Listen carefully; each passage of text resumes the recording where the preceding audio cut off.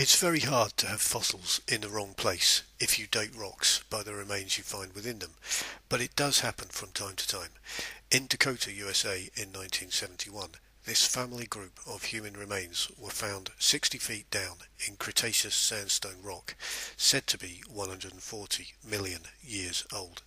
This age lies completely outside the timescale of proposed human evolution, and so finds like this are ignored, or a story is produced to explain it. In this case, it was proposed that the entire family were buried in a mining accident. However, they were found encased in stone, with no tools or signs of crushing, and with an infant. If the remains are recent, then the rock is not 140 million years old. Or, if the rock is 140 million years old, then modern man was alive then. Myself, I think that the remains are post-flood, because they are whole. I would expect only body parts from the flood event. Body parts like this, the top of a human skull, verified by experts and found in a coal deposit in Pennsylvania, USA. Coal deposits are said to have been formed during the Carboniferous period, some 300 million years ago. This human skull cap does not fit in with the evolution story, so it is ignored. Occasionally, some finds provoke articles in the media in which scientists say they need to reconsider human evolution, but in these examples the evidence cannot be accommodated at all. And by the way, what does even 1 million years actually mean? Absolutely nothing. It lies outside human experience. Nobody knows what happens to anything outside of a few thousand years. Millions and billions of years is the grease of the evolution machine, the magic ointment of the evolution fairy story. What story do the fossils tell us? This fish died suddenly as it was eating. In my experience, fish are very fast movers, but whatever buried this one was faster. Examples of sudden death are normal in the fossil record. Paleontology is the study of fossils, and if you are a paleontologist, then you are a fossil expert. Many of them find it peculiar that vertebrate fossils are usually found in a characteristic death throw, where the spine is curved back. Experts now believe that this was caused by muscle spasms as they were suffocated to death. Do you really need to be an expert to see that these creatures were buried suddenly and probably suffocated? If you are conditioned to the idea that fossils were produced gradually, and your research grant, science degree or university job requires you to ridicule ideas of catastrophism and the Genesis flood, then it would seem peculiar that so many fossils appear to have been buried alive. But if your starting point is the biblical flood, then it is not surprising. Fossil graveyards are also found where complete shoals of fish are found frozen in time at the moment of burial, and where large numbers of animals are heaped up together as if they have been picked up and dumped. If, like me, you are fond of seafood, you will know that you shouldn't eat mussels or clams when you find them with their shells open, because they are dead. These very large oyster shells were, like our previous fossils, buried alive. We know this because the shells are closed. But what are they doing 2 miles above sea level? Does the Bible teach that the earth was covered to a depth of 2 miles? No, it was 15 cubits or 45 feet. The Bible does teach that at the end of the flood, the earth was raised up and the valleys sank down, so these clams were once on the seabed, but were raised up with the land. If this uplift really did take millions of years, as is usually taught, why are these clam shells so recognizable? Shouldn't they have been washed away and show signs of damage and erosion after millions of years of rain and frost? They are much more recent than that. As a child, I remember that almost any book or magazine dealing with evolution had a picture of a fish waddling out of the sea on its fins.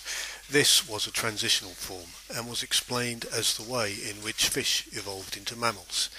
The idea originated in somebody's imagination, and to prove it they used this fish, the coelacanth, mainly it seems because it had bones in its fins.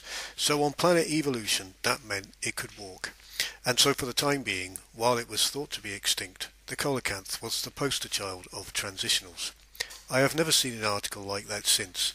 Perhaps it's because the extinct fossil fish in question has been found happily alive in significant numbers in the Indian Ocean. It still has bones in its fins and hasn't evolved at all in the supposed 400 million years of its existence. Moreover, this fossil was used as an index fossil, and therefore any rock it was found in was deemed to be 400 million years old. A few simple guidelines for the next time someone tries to sell you a transitional form. If it looks like a fish, lives in the water, and breathes through its gills, it's a fish. If it has wings and feathers, it's a bird.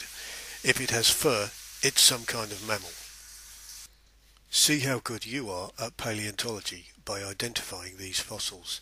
I have provided their age according to secular geology.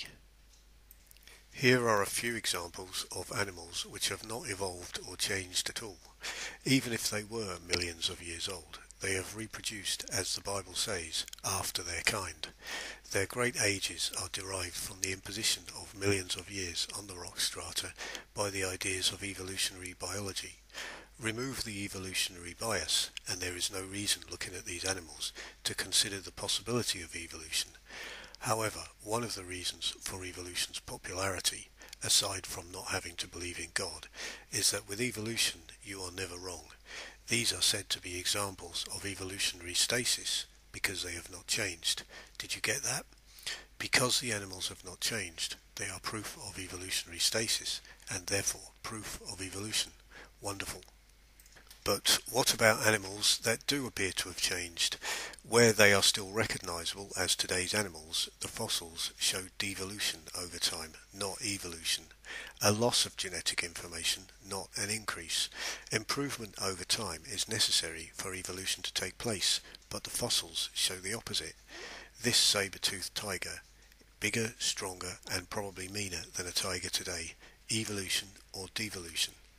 This 2-meter centipede, recognisably a centipede, but not likely to be bothered by a rolled-up newspaper.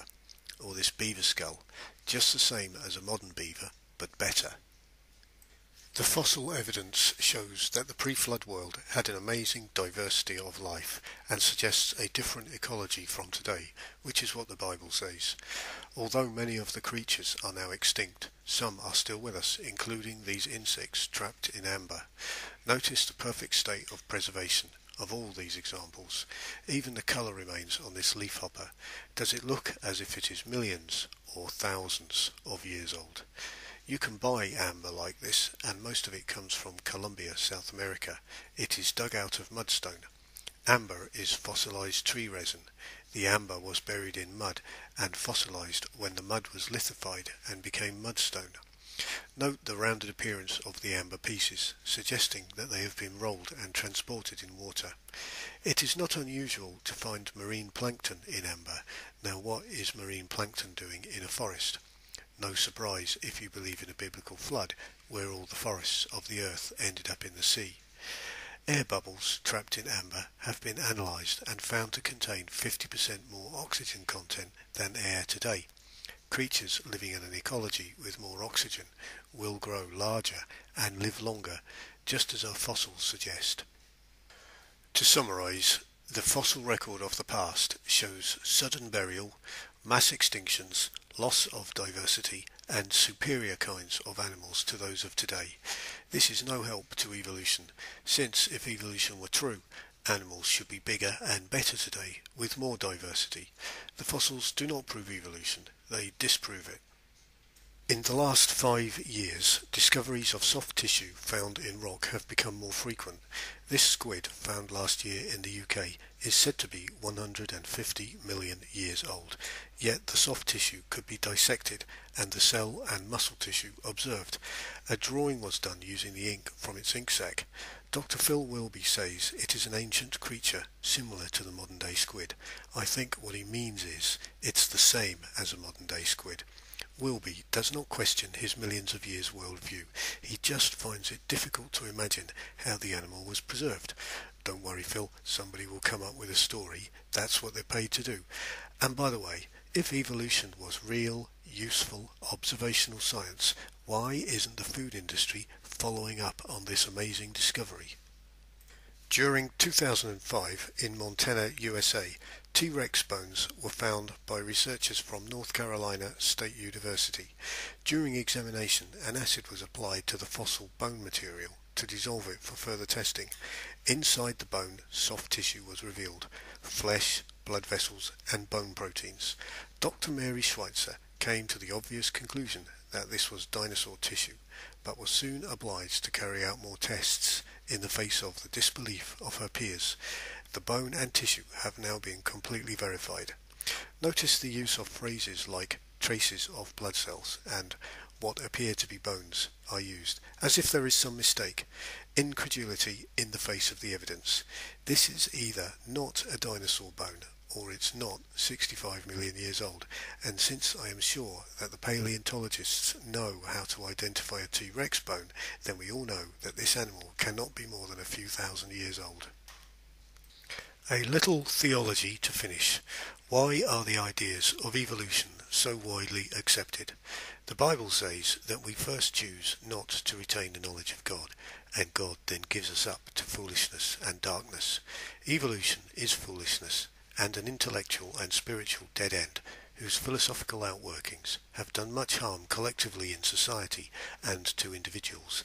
A theory which can't be scientifically tested is no theory but a philosophy. This is worship of the creature rather than the creator. Molecules to man evolution by natural processes is an updated version of the pagan mysticism of the past. We are not animals, and we are not descended from monkeys, and it is harmful to believe that we are. Man was made in the image of God, and we are designed to know our Creator. If you are a Bible believer, I hope that this will encourage you, and if you are not, I hope that this amateur effort will encourage you to reconsider the issue and maybe pick up a Bible and take another look at it. If you do, please make sure it's the authorized King James Version or New King James. Thanks for watching.